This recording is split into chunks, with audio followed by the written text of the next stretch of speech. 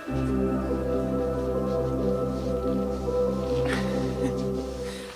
guys, it's Samantha. Welcome to my channel. It is Tag Tuesday and I was tagged. So we're going to do a Tag Tuesday. I'm going to pull it up just in a second. I am 100% not prepared for any of this, but I figured, got cartoons going on in the other room. Kids are being generally good today. I got my chai tea with a shot of espresso. That's the drink. That's it. If you have never had it, you need to do it. I think they call it a dirty chai. I have never once ordered it as a dirty chai, by the way. I'm going to pull up the video. I'm going to tell you who tagged me. Give me a second. Okay, this is the Book Aquiring Tag. I was tagged by Reading with a Vengeance. Thank you, by the way. I know that you watch my videos, so I love that. And I will link their video down below as well, and I'm just going to get started. So there's 11 questions. I'll link them also down below so that you can go through them as well. And honestly, let's get started. Hopefully you guys as well have something to drink.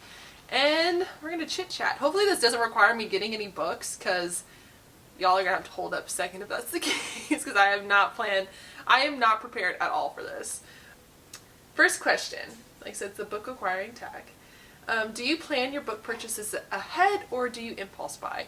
Both. So I have a cart, I have a list on Amazon of all the books that I want to read. Like all the books I would order, like I want to own. And only about like 2 of them ever actually get like bought. And the rest are just purely impulse buys. They are me going to a secondhand bookshop and seeing something and picking it up and reading it. I also noticed, like, for some weird reason, like, there are some books that I'll instantly buy, and there's other books that I'm like, oh, I really want to read that book, but I'll put it on the list. I don't know if that says something about me. I don't know. The next question is, how do you decide what books to buy? See, that's the thing. It's so arbitrary. I honestly don't think I decide it. I just think the universe decides what book I'm going to read when I'm going to read it. Honestly, like, let's talk about secondhand books. Isn't that exactly what that is? Like, I just walk into a bookstore and that day there so happens to be a copy of a book, and and that's the universe telling me I need to buy that book and put it on my TBR and read it later. I fully believe that. Okay, next question. What is your philosophy on where you shop? Online versus in person, large versus small, physical, digital, or audiobook, new or used? So I love used books, first off. We'll just go ahead and clarify that. Used books are my absolute favorite. But I don't buy audiobooks just because they're so expensive. I only get those from Libby.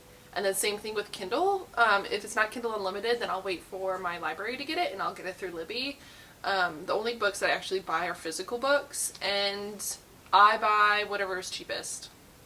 Paperback, hardback, or hardcover, paperback. New or used, whichever is cheapest. Very rarely do I buy a new release.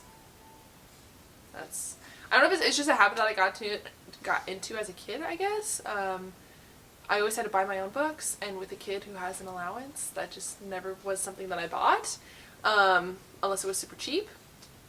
And then as a college student, same thing. I was buying books on a budget, so it was always used stores. Okay. What about little free libraries? What do you think about them? Have you used one? Why or why not? I have used them before, but mostly it was just like on a whim. Like I was just downtown and happened to see a little library, and I grabbed something. I really want to hunt down the ones in town though, and I actually want to do a vlog of me hunting down the ones in town. The Magical Reader, who I'll link below, did like a whole vlog where she actually walked to one, and I know that Katie Coulson, who is also a new booktuber that I follow, does that as well. She does it on a regular basis in her old neighborhood. However, in this area, I would have to drive to go to them. So that's kind of a bummer. But I do have some books that I think I would be able to trade in them. I love little free libraries. If I owned a house, I would definitely have one. 100% I would have one. So yeah, there's that. Number 5. How do you feel after acquiring a book? Do you share in a book haul or diary? So I do have a journal that I write down everything I buy within a year, like a haul within a year. The goal being very rarely does this happen, that I read that book within that year. And if I don't, I unhaul it.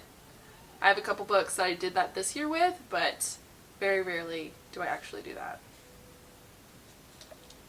You know, TBRs. What are they? Yes, that's what I do. And I do book hauls now on BookTube. That's a new thing, because I've only had BookTube for like 7 months. But yeah, I do hauls on there. Let's see. How do you feel looking at your books that haven't been read? Does it matter if it's currently a lot or a little amount? It doesn't matter to me, to be honest with you. I love all the jokes. I love making jokes about it. Like, I love all the jokes about large TBRs because it's something that I feel like we can most people can like understand, especially if you do acquire books. Sometimes I see books on my bookshelf on my TBR and I'm like, it does give me a little bit of like, I want to read the book right now. Like, why can't I read faster? Like, not even anxiety, just like, I just want to read all the books. I just want them to be like imported into my brain sometimes. Like, I just want that story in my brain. I don't want to spend 3 weeks reading an 800-page fantasy. I just want it in my brain. But that's only on the rare occasion when I look at my TBR and feel like I have too many books. Rare occasion. Let's see. Next question, number 6. No, 7. Question number 7. How do you decide what number of unread books is the right amount? I don't. I just let it happen. Like, never enough. I want all the unread books. Like, so I saw statistics. First off, average people only read about 12 to 15 books a year. An average person, like the average American. It's like a book a month, right? BookTube is really weird on like, we're completely skewed. Like, this community, like, we're reading 20 books a month. Like, it's absolutely insane. So I always remind myself that as well. I was going somewhere with this. But to me, like, I don't think there's a right number for, like, I always hope that people have unread books on their shelves, because it always gives you, like, the motivation to read. Like, that's something that should always happen, I guess. You should always have an unread book on your shelf. Like, I never feel guilty about it. Like, there should be them there. They should be there. You should have unread books. It means you have the motivation, like, you have the desire to read them. Because you have them. You own them. They're there. Alright. That was really weird. That went down a rabbit hole. I don't know where I was going with that. Forgive me. Do you have a TBR game or process for reading them? No. I am 100% a mood reader. And that's what cracks me up. Because I try very hard not to be. Because I like to do TBRs. I love to, like, acquire a list of books that I'm going to read for the month. I love putting it together. I love, like, doing that. I love seeing it. I like seeing the goal. But I'm 100% a mood reader. So I don't have any process for how, when, where. I just read them how I'm feeling. Currently reading Ship of Destiny. Finally, it's taking me like 6 months to finally pick up that book. It's good, but like I said, it's another one of those books, like, I was so excited to read it. I ordered it right after I finished the second one, and then it sat on my TBR for 6 months. And now I'm finally reading it. Because I feel like a long fantasy. It's just a thing. I don't know what to tell you. Do you have a book? And that's the thing too, like, I don't have a game, I don't have a process, because if I did, I'd be really disappointed if I didn't end up reading those books, and that's just too much pressure. Like, I feel like sometimes we put too much pressure on the BookTube community to read a lot of books, to read certain books, to have, like, to finish your TBR. Like, nah, we don't do that here. We're just chilling. This is a hobby. This is for fun. This isn't, like, I'm not making a game out of it. That's just too much. Do you have a book buying problem? If so, what is the nature of it? And can it be adjusted? I don't have a book buying problem. Book buying is never a problem. Spending a lot of money on books is the problem.